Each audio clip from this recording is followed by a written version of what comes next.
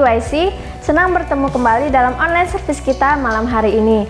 Saya yakin dan percaya kita semua senantiasa diberkati oleh Tuhan Yesus. Nah, mari kita siapkan hati dan pikiran kita untuk menerima pujian penyembahan serta firman Tuhan yang akan dibagikan. Selamat beribadah.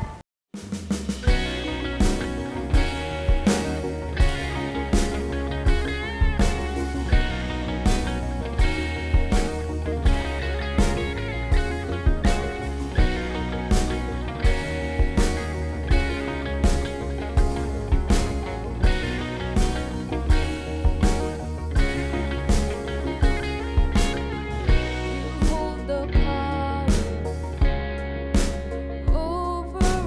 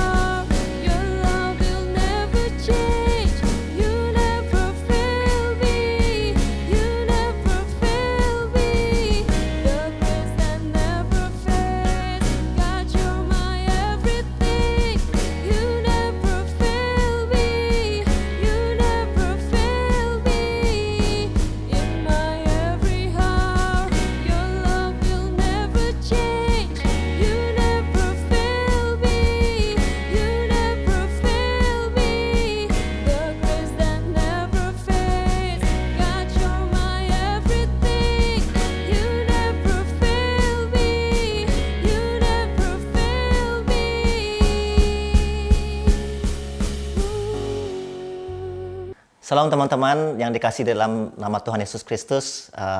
Apa kabar semuanya? Saya harap teman-teman dalam keadaan baik dan sehat, ya. Dan puji Tuhan, saya dan teman-teman diberikan kesempatan masih hidup di hari ini. Artinya kita diberikan kesempatan untuk menjadi berkat bagi sesama kita, supaya mereka tahu akan kebaikan dan kemurahan Tuhan atas kita semua. Dan oleh karena itu saya rindu teman-teman, pada malam hari ini kita belajar firman Tuhan bersama-sama. Sebelumnya kita persiapkan diri kita, mari kita berdoa bersama-sama. Tuhan, sebentar Tuhan kami akan mendengarkan firman-Mu, Kau memberkati kami. Engkau Tuhan memberikan urapan bagi kami, urapi Tuhan hamba-Mu yang memberitakan tentang kebenaran-Mu, juga setiap teman-teman yang mendengar Tuhan. Pimpin kami supaya kami mengerti Tuhan betapa panjang, betapa lebar, betapa dalam, betapa tinggi, betapa luas kasih-Mu atas kami Tuhan. Terima kasih Tuhan untuk kasih-Mu yang besar kepada kami Tuhan yang telah Kau curahkan bagi kami. Biarlah Tuhan malam hari ini Tuhan, bukan hanya pendengar tetapi kami mau menjadi pelaku-pelaku firman-Mu.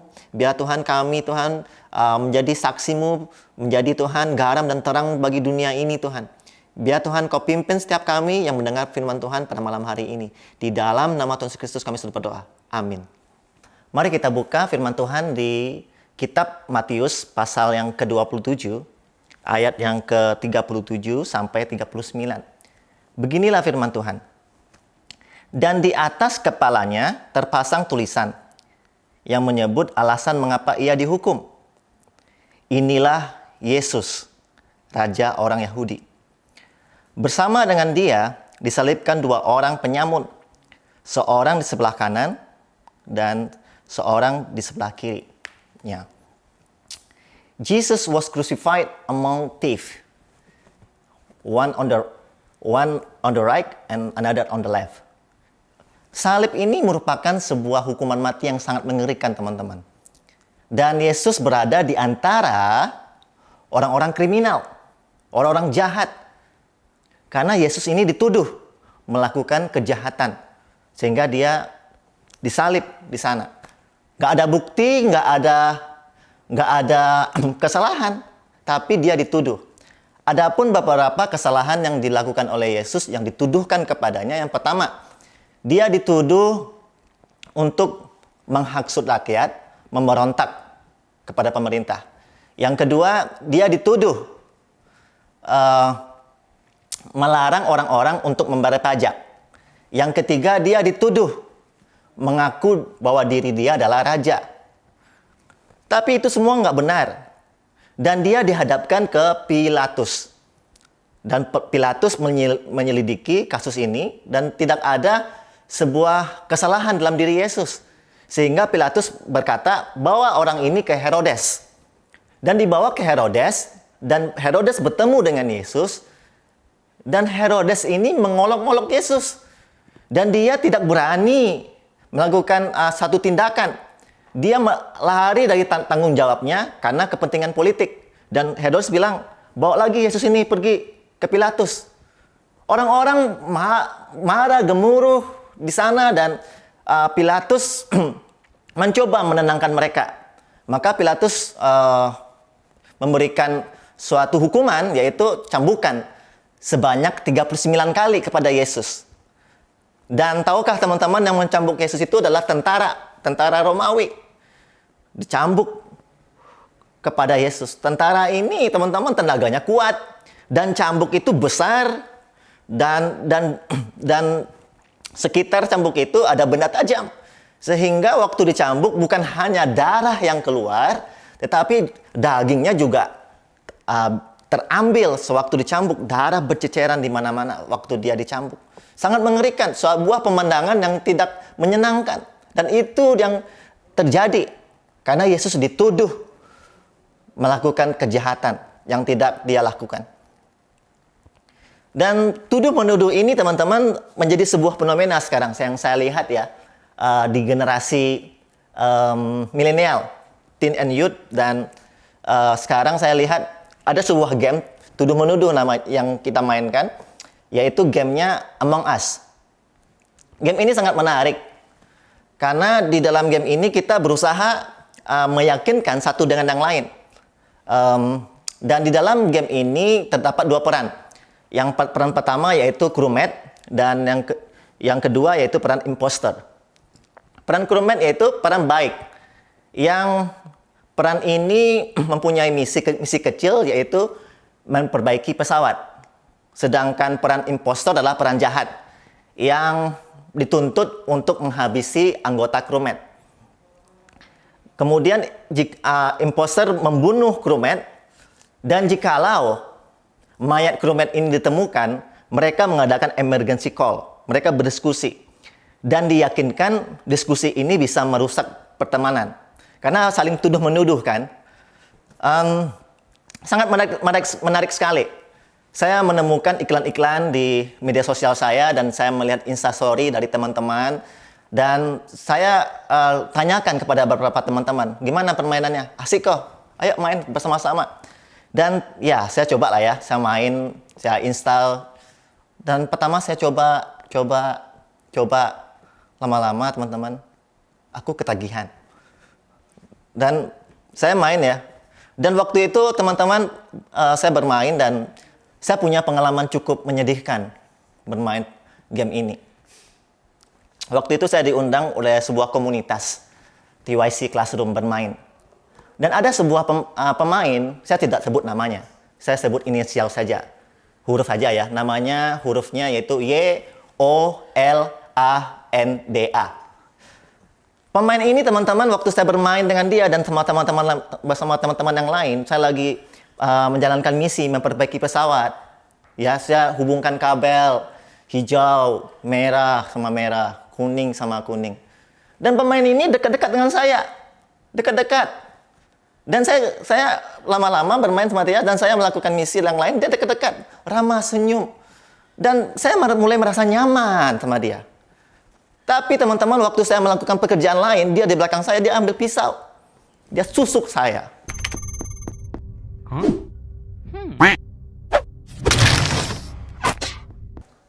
Dan darah, saya lihat di smartphone saya, darah itu berceceran di smartphone saya.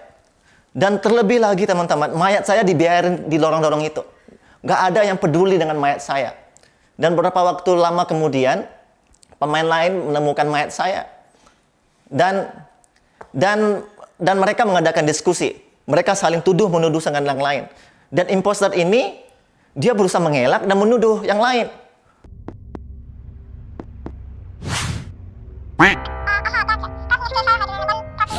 Oke.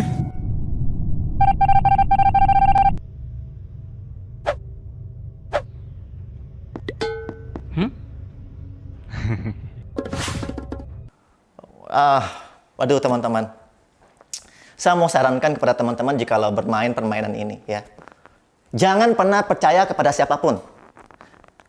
Jikalau pemainnya itu, sekalipun pemainnya itu mempunyai gelar sebagai koordinator College IGF Padang, jangan percaya. Saya ini serius, nggak bercanda. Walaupun dia pemain ini sahabat karib teman-teman. Saya punya sahabat karib itu saya sudah berteman dengan dia sekitar 20 tahun lebih, teman-teman. Saya bermain dengan dia. Dan dia waktu itu dekat-dekat dengan saya. Saya takut. Jangan-jangan dia melakukan sebuah perbuatan yang di luar batas, teman-teman. Jikalau teman-teman diundang sama teman-teman, mereka ramah, mereka senyum-senyum. Dan bahkan keponakan saya sendiri ajak saya main. Saya takut, teman-teman. Karena saya nggak tahu. Hati dan pikiran mereka siapa yang tahu. Dan bagaimana jikalau teman-teman bermain dengan saya? Ya, jangan percaya ya. Ya, ini hanya sebuah game. This is just a game, okay? It's not real. Just for fun. Hanya saja dalam aplikasi dalam kehidupan kita jangan melakukannya. Tahukah teman-teman, dosa yang pertama kali yang dilakukan oleh nenek moyang kita yaitu dosa tuduh-menuduh ini. Yaitu dosa Adam dan Hawa. Sewaktu Tuhan menciptakan mereka dan seisi bumi, Tuhan memberikan misi kepada mereka. Tuhan memberikan misi yaitu mereka memelihara bumi, mengembangkan bumi, dan merawatnya.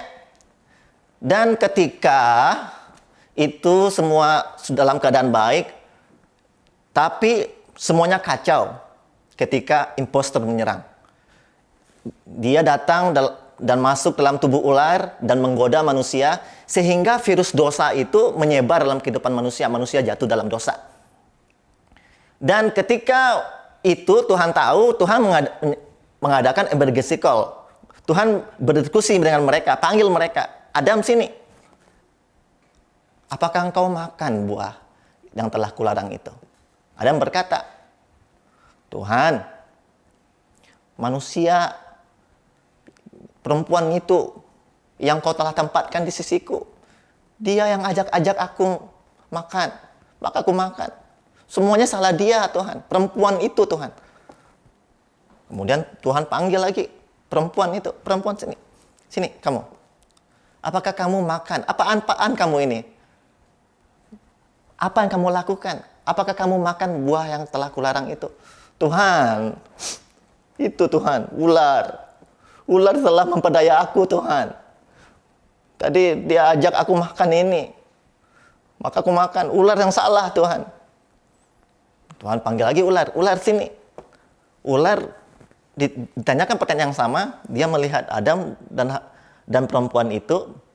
Tapi dia nggak bisa nuduh siapa-siapa. Akhirnya semua hubungan ini rusak. Hubungan manusia dengan Tuhan rusak. Hubungan manusia dengan manusia rusak. Hubungan manusia dengan lingkungan juga rusak. Bukan hanya itu saja. Tuhan mengutuk mereka dan juga mengusir mereka dari Taman Eden. Dan ketika mereka sudah diusir, malahan mereka memberontak. Seharusnya mereka minta maaf, tapi mereka memberontak, mereka marah, mereka tinggi hati, mereka egois. Dan bahkan itu saya bisa buktikan, teman-teman, Adam ini sangat marah sama Tuhan. Sehingga dia melakukan mengubah nama istrinya. Tahukah teman-teman nama istri dari Adam? Nama istri Adam itu perempuan. Sewaktu dalam penciptaan, Adam sedang tidur, Tuhan menciptakan manusia lain. Dia mengambil salah satu rusuk dari Adam dan menciptakan manusia yang lain. Dan menyebut manusia lain itu adalah perempuan. Perempuan artinya penolong yang lain, yang sepadan untuk Adam. Tetapi sejak mereka keluar, diusir dari Taman Eden, Adam mengubah nama perempuan itu menjadi Hawa. Hawa artinya ibu dari segala yang hidup. Artinya gini, memangnya Tuhan aja yang bisa bikin kehidupan. Gue juga bisa. Gue bisa bertahan sendiri. Artinya mereka itu mulai menjauh. Dan hubungan mereka rusak. Sehingga generasi anak mereka, salah satu anak mereka dibunuh oleh anak yang lain. Dan generasi semuanya sampai kepada kita, semuanya sudah tercemar. Kita semua sudah tercemar oleh virus dosa. Dan dosa itu sudah menyebar dalam diri kita. Nggak ada yang ajaran kita berbohong. Nggak ada yang ajaran kita menipu. Nggak ada yang ajaran kita dengki. Nggak ada yang ajaran kita berbuat jahat. Nggak ada yang ajaran kita tinggi hati. Nggak ada yang ajaran kita berbuat hal-hal yang tidak pantas. Tapi mengapa kita bisa secara otomatis? Karena benih dosa yang dari nenek moyang kita sudah kita lakukan, sudah ada. Oleh karena itu kita bisa melakukannya. Kita udah tercemar, teman-teman. Dan bagaimana caranya memulihkan hubungan ini? Satu-satunya cara yaitu dengan Tuhan, pencipta alam semesta, datang ke bumi ini menyelamatkan kita. Dia, Tuhan, datang ke bumi menjadi sama seperti kita, manusia. Dan dia mengajarkan tentang kebenaran-kebenaran. Bahwa Allah mengasihi kita. Dia mengayomi, dia mengasihi, dia memberkati kita. Dia mengadakan mukjizat-mukjizat, dia menolong. Tetapi apa yang manusia lakukan kepada dia? Manusia menuduh dia melakukan kejahatan. Dan dia digantung di atas kayu salib. Malam-malam Yesus ditangkap, diseret, diadili, ditampar, dicaci maki, diludahi. Bahkan jubahnya itu ditarik, diambil dan diundi. Ditelanjangi, dipermalukan.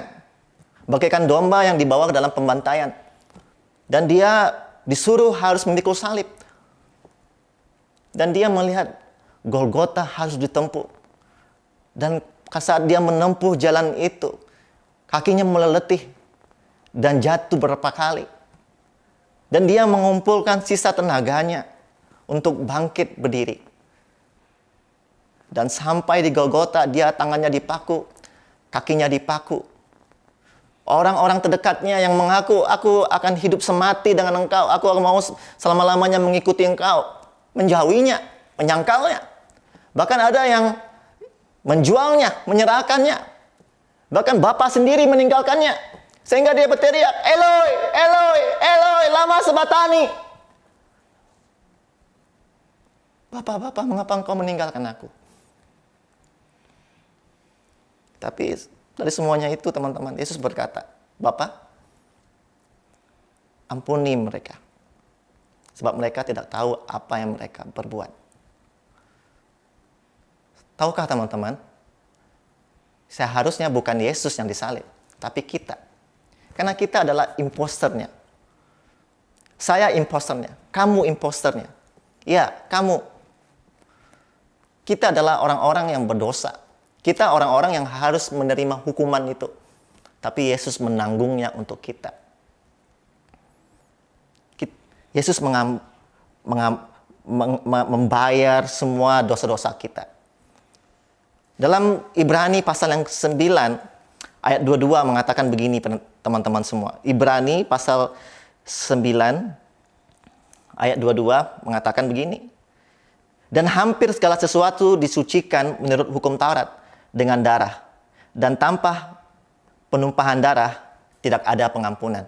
Teman-teman gak bisa diampuni kecuali dengan darah Yesus. Bagaimana kita bisa diampuni?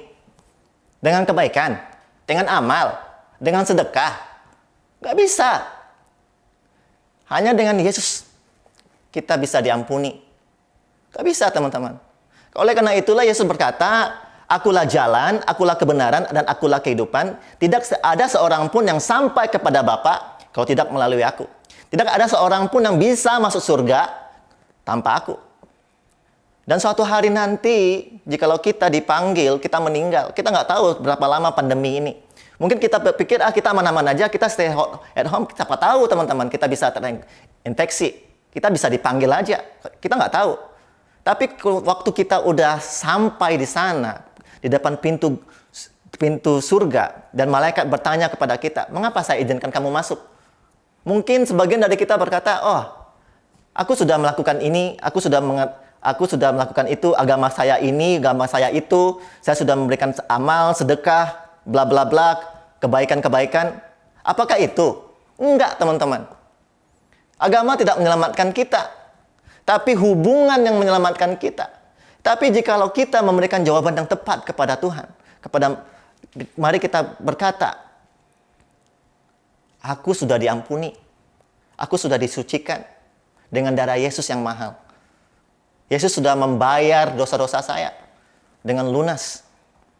Saya sudah menerima Tuhan Yesus sebagai Tuhan dan Juru Selamat satu-satunya. Dan saya sudah memiliki hubungan dengan Dia, saya kenal Dia. Saya ini adalah sahabat Yesus. Saya diundang ke sini. Dan bahkan lebih daripada itu. Saya ini anak Bapa, pemilik dari surga ini. Itu teman-teman. Kita ini sudah dipulihkan hubungan kita dengan darah Yesus. Yesus menjadi perantaran untuk kita. Oleh karena itu teman-teman, bagi teman-teman yang belum pernah mendengar tentang Yesus, mungkin menonton video ini, nggak ada jalan lain. Saya mau memperkenalkan Yesus kepada teman-teman. Terima Tuhan Yesus sebagai Tuhan dan Juru Selamat satu-satunya. Nggak ada jalan lain. Dan teman-teman, jikalau teman-teman, sebagian teman-teman juga sekarang mungkin terikat dengan dosa-dosa, minta ampun sama Tuhan. Sucikan diri kita dengan darah Yesus. Datang kepada Tuhan. Oleh karena itu, teman-teman, saya menghimbau untuk teman-teman di TYC, IGF Padang. Untuk semuanya yang menonton pada malam hari ini, datang sama Tuhan. Mari kita minta Tuhan, terima kasih untuk anugerah-Mu yang Kau telah berikan bagi kami.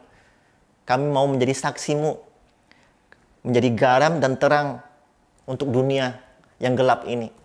Beritakan Injil sama mereka. Beritakan kabar baik sama mereka. Muridkan mereka. Ajari mereka tentang kebenaran firman Tuhan. Bawa mereka kepada Tuhan. Menjadi keluarga dalam Kristus. Oleh karena itu teman-teman semuanya, mari datang sama Tuhan. Kita persiapkan diri kita. Di masa-masa ini, di masa-masa pandemi ini. Kita persiapkan diri kita untuk menjadi berkat bagi sesama kita. Amin. Mari kita datang sama Tuhan, kita tundukkan kepala, kita berdoa. Tuhan Yesus, terima kasih untuk kasih-Mu yang besar Tuhan, Kau mati di atas kayu salib untuk kami. Kami adalah orang-orang berdosa. Kami adalah imposter. Kami adalah orang-orang yang jahat. Kami adalah orang-orang yang patut dihukum mati.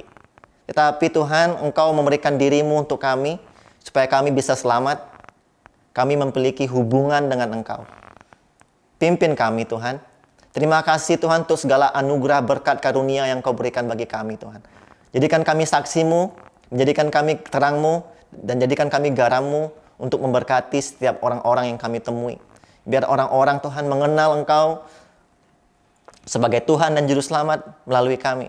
Jadikan kami Tuhan alat-Mu Tuhan. Berkati Tuhan teman-teman di TYC Tuhan. Berkati mereka. Bawa Tuhan mereka Tuhan dalam pengalaman akan Engkau Tuhan.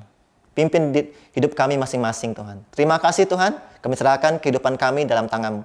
Di dalam nama Tuhan Yesus Kristus kami sudah berdoa. Mari kita semua yang percaya katakan amin. Thank you buat Koroni yang sudah membagikan firman Tuhan yang luar biasa pada hari ini. Saya percaya kita semua diberkati melalui firman Tuhan yang dibagikan. Nah, sebelum mengakhiri ibadah kita, saya ingin membagikan beberapa informasi nih. Yang pertama, Sabtu depan, tanggal 31 Oktober 2020, ibadah TYC akan tetap diadakan secara online melalui aplikasi Zoom. Dan link akan kita share melalui WhatsApp grup TY dan College. Yang kedua, iCare tetap diadakan secara online. Nah, bagi teman-teman yang belum memiliki iCare, silakan menghubungi iCare leader kita. Yang ketiga, besok ibadah Super Sunday akan tetap diadakan secara online jam 9 pagi melalui channel YouTube EJW Padang. Pastikan teman-teman mengikuti ibadah ya. Sekian informasi yang dapat saya bagikan. See you next week and God bless you.